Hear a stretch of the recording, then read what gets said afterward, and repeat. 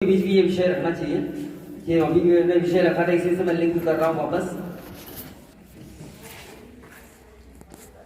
एक बीज जब हम उगोते हैं और उसका अंकुरण होता है, अंकुरण होकर के वो पौधे में विकसित होता है। जब वो पौधा होता है तो हम उसको कोई भी शेप दे सकते हैं, मनचाहा परिवर्तन उसमें कर सकते हैं, मनचाहा विकास उसे दे सकते हैं। लेकिन जब वो पौधा था तब हमने ध्यान नहीं दिया, वो तिरछा वाला जैसा भी विकसित होता रहा। उसको ठीक से खाद नहीं मिला, ठीक से पानी टाइम पे नहीं मिला, धूप मिली नहीं मिली, कुछ तो भी चलता रहा, वो अपने हिसाब से बढ़ गया। अब हमने कहा अरे ये तो पेड़ है, या ये पेड़ तो बहुत बेकार लग रहा है, इसके तो फल भी छोटे छोटे आ रहे हैं, खट्टे भी ज्यादा हैं।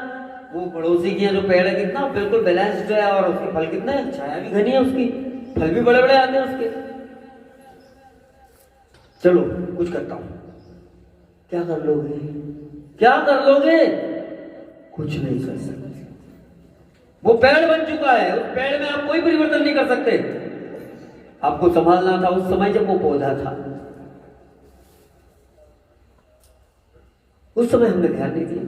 यही हमारे जीवन पर भी लागू होता है कि छोटे छोटे बच्चे हैं, इन्हें हम मनचाहा आकार दे सकते हैं। मैं आज 52 साल की उम्र कंप्लीट होने जा रही है, 10 तारीख को विश कर देना भाई आप। यार मैं कलेक्टर बन जाऊं, बन सकता हूं क्या? नहीं बन सकता। मेरी ये एक ऐसी आदत है, इसको छोड़ना मैं चाहता हूं, छूटेगी मुश्किल है। मेरे स्वभाव में परिवर्तन नहीं होना, मेरा व्यवहार जो बन चुका है वो बन गया, मेरी आदतें जो बन गई वो बन गई है, कोई इम्प्रूवमेंट। अब मुझे इसी में अपना गुजारा करना है, तो इसी के साथ आनंद से रहूं। तो छोटी क्लास जब बच्चा नर्सरी के जी फर्स्ट के सेकंड फर्स्ट सेकंड में होता है, उस समय यदि हमने पूरा ध्यान दिया होता तो आज ये स्थिति नहीं पैदा होती। तो सबसे बड़ी जिम्मेदारी जो होती है ना, वो छोटी क्लास के लोगों की होती है। सबसे बड़ी जिम्मेदारी उन्हीं पर होती है कि कैसे अक्षर ज्ञान कराना बच्चे को, प्रॉपर तरीके से कैसे बच्चा लिखे व्यवस्थित, उसी समय हमें ध्यान देने की जरूरत होती है। होता है कई बार क्या होता है कि हम लोगों ने कुछ ऐसे बच्चों को एडमिशन दे दिया जो किसी और स्कूल से आए हैं, डायरेक्ट एडमिशन गवर्नमेंट से आए होंगे या किसी और ऐसे स्कूल से आए और बहुत ही वीक है, लेकिन हमने उनको दे दिया एडमिशन।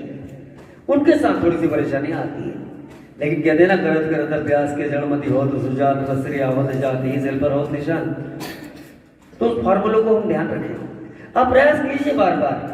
जरूरत पड़े तो अब की बड़ी क्लास में ऐसा तो है नहीं कि हाथ पकड़ के उसको लिखवाएंगे हम। ऐसे कितने लोग हैं ईमानदारी से बताइए यहाँ जो बच्चों को कहते हैं कि भाई एक पेज हिंदी और एक पेज इंग्लिश की नकल करके लाना है, हिंदी वाला हिंदी की देगा, इंग्लिश वाला इंग्लिश की देगा, उन्हीं की जिम्मेदारी मान ले। नहीं होता है, ये प्रथा बंद हो चुकी है। जबकि हम जब पढ़ते थे सबसे पहले टीचर वही चेक करते थे नकल कहाँ है, लाओ। नकल की परंपरा ही खत्म हो गई। करवाइए ना, जरूरत पड़े तो 8वीं के बच्चों से भी नकल करवाइए अगर उसकी राइटिंग खराब है तो। आज वो करके लाया, उसकी पीठ थपथपाओ, वेरी गुड। लेकिन बेटा एक काम करो, थोड़ा सा है ना धैर्यता से लिखो, थोड़ा शांति से लिखो, तुम सुधार पाओगे। उनको प्रोत्साहित करना है। ऐसे लिखते हैं क्या? जब तक आप प्रोत्साहित नहीं करेंगे उनको, वो आगे नहीं बढ़ेंगे। बहुत बढ़िया बेटा, अब एक काम करना, कल थोड़ा इंप्रूवमेंट करना है, जमा कर लिखो, मात्राओं का ध्यान रखो, ये करो, बार बार बार बार रोज नकल मंगवाओ। अब नकल का कह तो दिया, लेकिन देखा एक दिन मैडम ने 8 दिन से ला रहा है बच्चा नकल, लेकिन एक दिन नहीं देखा हमने, तो वो करना बंद कर देता है। ऐसे ही डिक्टेशन, हमारे जमाने में डिक्टेशन चलते थे, टीचर खड़े हैं, वो बोलते चलो लिखो, और फिर वो या तो किताब से या खुद के मन से बोलना शुरू करते थे, और फिर आदमी चेक करते थे। कितने लोग करवाते हैं डिक्टेशन? गुड, होना चाहिए, वेरी गुड। क्यों? डिक्टेशन से भी अक्षर सुधरते हैं, मात्राएं सुधरती हैं। तो ये प्रयास तो हमको करना पड़ेगा भैया। बड़ी क्लास में कठिन है, बड़े बच्चों में इम्प्रूवमेंट लाना थोड़ा कठिन होता है, क्योंकि छोटे बच्चों को तो गीली मिट्टी की तरह वो किधर भी मोड़ दो आप। तो छोटी, खास करके छोटी क्लास वाले अगर ध्यान देते उस समय कि थर्ड में आते आते बच्चा हमारा इतना टन कर रहा है कि ना तो उसकी मात्रा की गलती है, ना उसके अक्षर खराब है, आप कहीं से भी आपको बोल के लिखवा दो, तो मात्रा में इम्प्रूवमेंट करने का और कोई रास्ता नहीं है। और दूसरा गॉड गिफ्ट भी होता है। हमारे एक साथी हैं, जिन्होंने एमएससी जूलॉजी से किया था और बहुत अच्छे मार्क्स उनको मिले, अच्छी जॉब पर भी है वो, लेकिन उनकी लिखी हुई जब चीजें मैं देखता हूँ तो बोलता हूँ भाई आप लिखे खुदाबाज है। मुझे सोचना पड़ता है तूने भाई क्या लिखा। तो कई बार होता है ऐसा भी, प्रयास किया, टीचर ने भी किया, बच्चे ने भी किया, लेकिन वो हो ही नहीं पाया। और कुछ बिना प्रयास के बहुत सुंदर बनाते हैं, जैसे शर्मा मैडम, मिस्टर शर्मा जी, आह क्या राइटिंग है यार, मैं तो मुग्ध हो जाता हूँ उनकी राइटिंग जब देखता हूँ। हाँ होता है, मेरी खुद की राइटिंग इतनी अच्छी नहीं है, आपने कल गीत देखा होगा ना, मेरी राइटिंग में नहीं, बता क्या कर सकते हैं। तो ये चीजें हैं, ठीक है ना, बाकी इम्प्रूवमेंट करें आप।